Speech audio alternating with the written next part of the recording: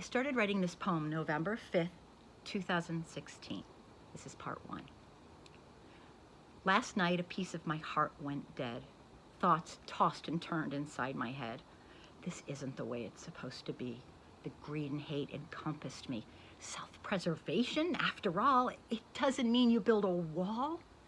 You say it could keep you safe and out of harm's way. Plus, isn't this a small price to pay to keep us feeling safe each day? You're falling for lies, the liberals say. It's dark, but you still choose to stay. Can't acknowledge there's another way, spewing propaganda online each day. False notions of danger cause unwanted fear, keeping critical thinking at bay. Look beneath the surface, because you're being purposefully led astray. Of course it sounds logical to keep people out if you think they might disobey, but the people you worry the most about flying on visas and just overstay. They know feeling safe is all that you seek. That's exactly why they use these deceptive techniques.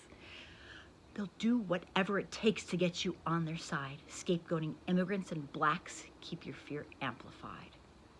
Then they'll come up with solutions that'll make you react, despite not coinciding with a single fact. Won't check your sources, won't question beliefs. It doesn't matter if it's hateful lies you bequeath. Deceptive falsehoods cause pain our fellow humans must bear, but the lies keep on coming like you don't even care. If you had a single close friend that wasn't like you, then you know the things you believe aren't true. You believe in what conveniences you, unwilling to check if the premise is true. The truth, they say, will set you free, but not when you refuse to see. They've trapped you deep inside a cage.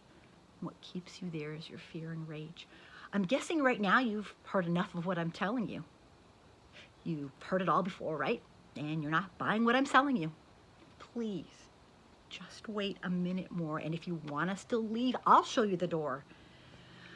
Tell me what I'm about to say is not right. Tell me this is not your plight. You struggle a lot but get nowhere. You tell yourself this isn't fair. The promise of hard work that you grew up believing turned out to be completely deceiving. You say that you work long hours each day, and it's not so your money can be given away. But there's something you should know about those voices in your head. They come from the same source that's causing you your dread. If you only knew the truth, you'd listen closely to me now. I don't know how to reach you, but I still must try somehow. The people you look up to have you working for them for free. And they're quite aware the lies they're telling you will scare you terribly. It's all just one big con job. They must feed you lies. Their fear is that someday soon the white masses unite with other marginalized groups who share a similar plight. It's past time I reveal those making sure we can't compete. They're known to us quite simply as the wealthiest elite. Those men who live the American dream are the same ones who thought up this vicious scheme. They only have to convince you that your hard work soon will pay, if only it weren't for those others who mooch off you every day. They know you struggle to avoid poverty, so they tell you non-whites aren't like you and me. They think that they're owed something. They want something for free. The fabrications keep coming until they hear your final plea. Over my dead body are they getting it from me. Blame the wrong group for all that's not right. You've been fooled and can't even recognize plain sight. You really think the books in school were honest about just how cruel the white folks treated blacks? If that's what you think, you don't know the facts.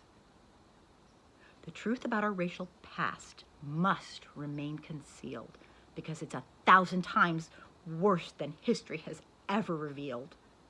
There are things you don't know about when enslaved persons were freed because you don't know our own racial history. Simply looking at the numbers makes it crystal clear to see cruel things continued on well over a century. The aim was simple and the goal was hate, to make sure blacks would never accumulate, money whites still benefit from to date. Those in power made laws that were plain to see that our nation was based on white supremacy.